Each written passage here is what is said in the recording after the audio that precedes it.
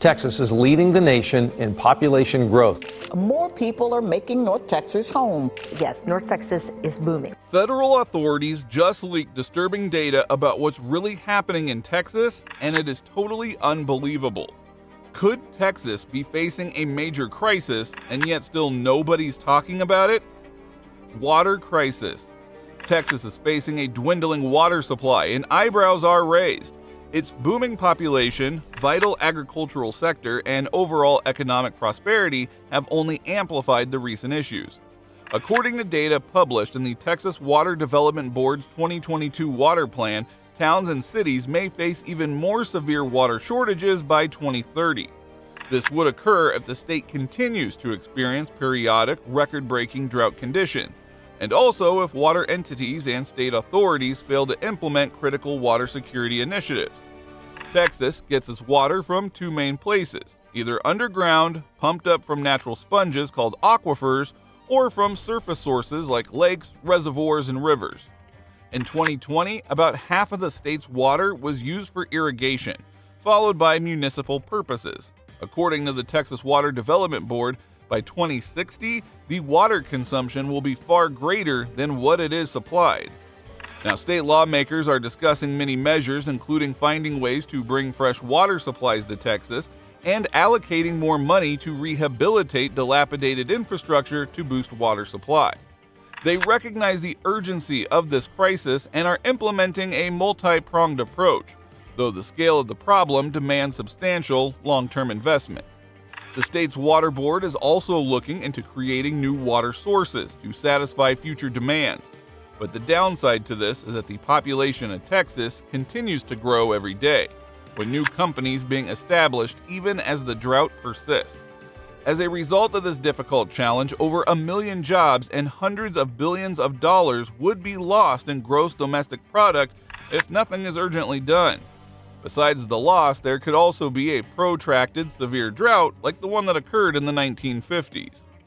Time will tell how the story will end, as a lot of residents and families are afraid, while others hope for a quick and sustainable solution. Now, if your heart isn't already aching, wait until you hear about the next heartbreaking thing that is happening in Texas. Sinkholes.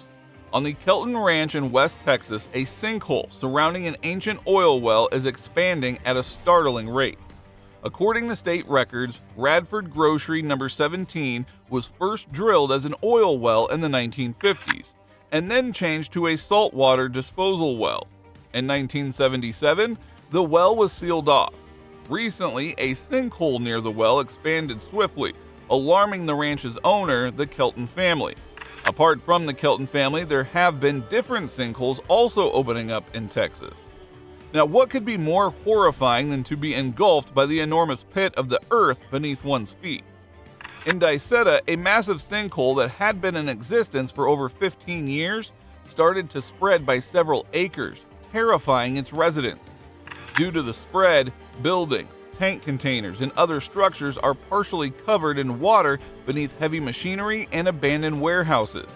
Deep fissures in the ground are running like veins out of the murky pool.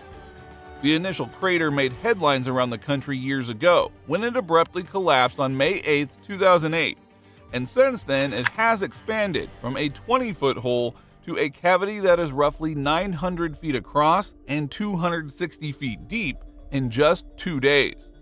The neighborhood eventually adapted to the enormous hole in the ground and began to use it as a sort of recreational space. According to USA Today, alligators had been found in the waters around these areas. Several authorities are now looking into the site to see what caused these most recent collapses.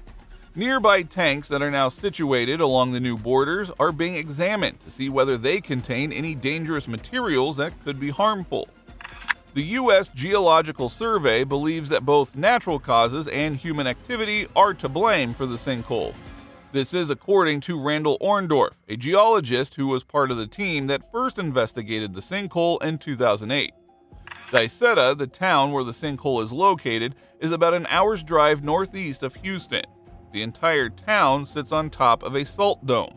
There are only a few dozen of these salt domes in the Gulf Coast region, according to the Center for Land Use Interpretation.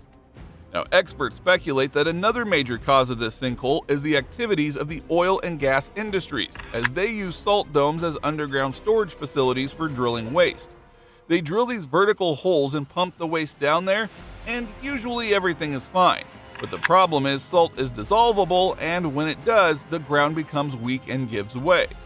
That implies that you might have this void beneath your feet without realizing that it can turn into a sinkhole. Meetings being held by the legislators to create a solution discovered the severe environmental problems that the state is facing as a result of the extensive oil drilling that started in the late 1860s throughout Texas. From geological shifts to digital security breaches, it seems that Texans can't catch a break. So what happens when the very people entrusted with helping the vulnerable turn out to be the perpetrators? Data breach. The people of Texas are already in a panic because the Texas Health and Human Services Commission have alerted about 33,529 beneficiaries of state assistance that their private information had been inappropriately accessed. The latest announcement comes as the state agency investigates a string of database breaches involving Medicaid, food stamps, and other assistance programs committed by its own personnel. It is reported that 7 state employees within the Texas Health and Human Services Commission were fired in connection with the breach, including 2 who stole food stamp cards from victims. According to Texas Health and Human Services Commission officials, the sacked employees are now being held accountable for violating the personal information of another 33,529 account users who applied or got help between June 2021 and January 2025. It is unknown how many of these account holders had their benefits jeopardized. The state agency advises impacted individuals to thoroughly verify their accounts and statements from their healthcare provider, insurance company, and financial institution to ensure that their account activity is correct. Any suspicious charges should be reported to the supplier or firm as soon as possible, along with contacting legal enforcement so that appropriate action can be taken. From the depths of compromised data to the unpredictable fury of nature, Texas finds itself caught in a storm. The scientific community is clear. The state's extreme weather patterns are a dire warning of what is to come. The devastating reality of climate change is reshaping the state's very landscape and testing its resilience. Climate inconsistencies in Texas. According to researchers and climate experts, recent extreme weather in Texas is expected to get worse as long as emissions of greenhouse gases that trap heat continue to raise temperatures. They go on to say that as climate change modifies precipitation patterns and warms the waters, Texas will probably see a widening divide between its wet and dry regions. Of course, rainfall is one area where the disparity has widened. Although severe weather is nothing new to Texas, it does seem to be getting worse by the day. The state has also been ravaged by massive wildfires, severe thunderstorms, widespread flooding, tornadoes, and a tropical cyclone. In the Panhandle northeast of Amarillo, the greatest wildfire in Texas history ravaged over 1 million acres, killing cattle, ruining crops, and wrecking infrastructure.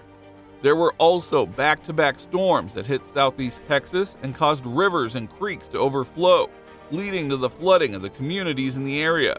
It was also recorded that tornadoes hit areas of North Texas, and a strong windstorm called the Dare Echo hit the Houston area with gusts of up to 100 miles per hour, resulting in extensive outages and property damage. Most recently, South Texas received a lot of rain. Tropical storm Alberto made landfall in northeast Mexico. Now, Texas is obviously not just land of hospitality and love, but it does have its challenges. Do you think they will survive all of these threats to their existence?